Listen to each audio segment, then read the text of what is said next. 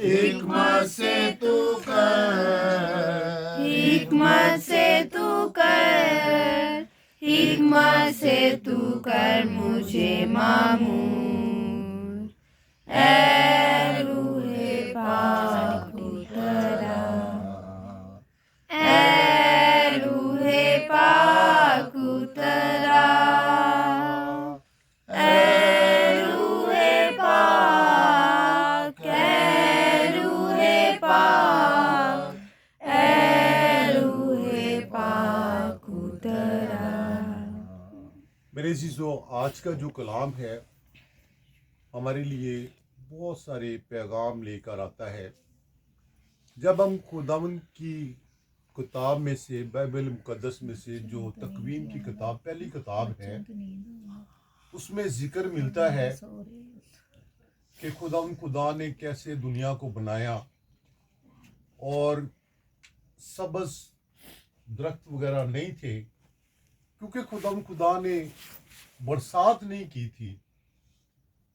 और ये जो तकवीन की किताब, उसका दूसरा बाब, 2 आयतें ली गई है मुख्तलिफ, थोड़ी थोड़ी, 4 से 9 और 15 से 17।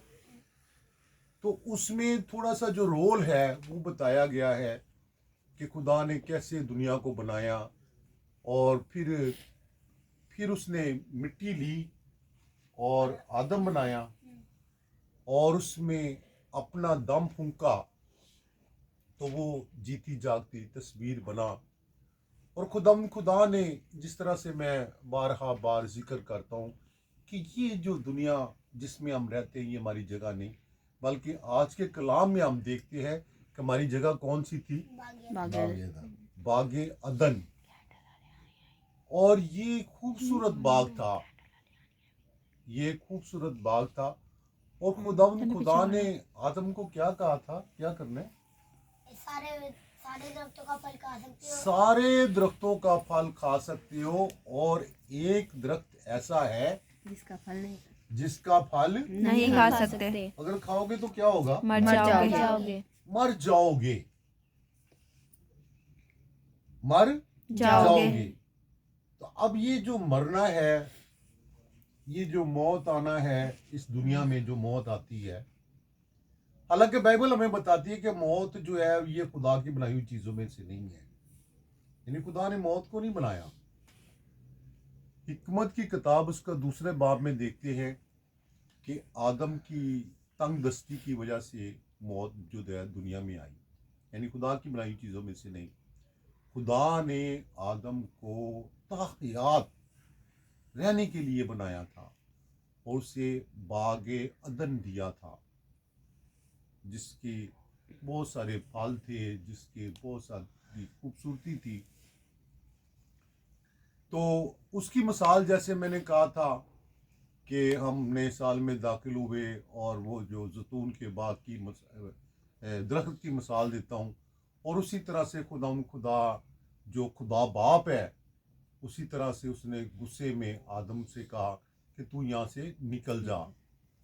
तो इसी तरह से बाज़ दफ़ा हम भी बतौर वालिदैन होने की हैसियत से अपने बेटों को, बेटियों को कह देती है, चल भाई ये तो निकल, तेरे नाल साडा गुजारा नहीं है। लेकिन ये खुदा की मोहब्बत है कि फिर उसने अपने नबियों को, पैगंबरों को भेजा और उसकी तमसील एक ऐसे दी कि एक दरख्त, एक जो बाग था वो बागबान को दिया, और उसका फल लेने के लिए उसने पहले अपने नौकर को भेजा, फिर दूसरे नौकर को भेजा, लेकिन बागबान जो है वो उसे कत्ल कर देते थे। फिर मालिक ने सोचा कि मैं क्यों ना अपने बेटे को बेचूं, शायद ये इसका ख्याल करे। लेकिन वो जो बागबान होते हैं वो कहते हैं अच्छा चलो और मालक आ गए, इन्हों भी बढ़ दिए, इन्हों भी मार दिए। लेकिन ऐसा नहीं है, क्योंकि जब खुदा यीशु मसीह मौत से गुजरे और दुनिया के हाकिमों ने उसे मारा, तो उसने मौत इसलिए अपने पे ओढ़ी ताकि वो उनसे उनकी मदद कर सके जो मौत में मुब्तला होते हैं, जो मौत में मुब्तला। तो मौत में कैसे मुब्तला होते हैं भाई, किसी को पता है? गुनाह करके।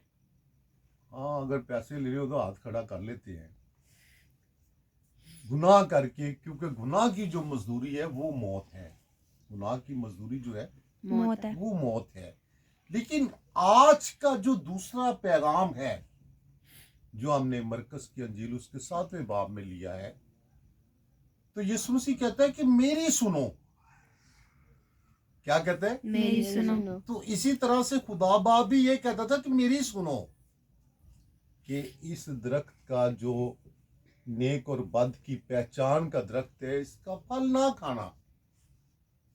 और जो खुदावंद यीशु मसीह है ये खुदा की कॉपी है, खुदा का बेटा है, उसके हम शक्ल बनाया गया। बेशक अगर सही जो इंसान, जो कामयाब इंसान है, वो सिर्फ एक ही आदम हुआ है, वो है यीशु मसीह।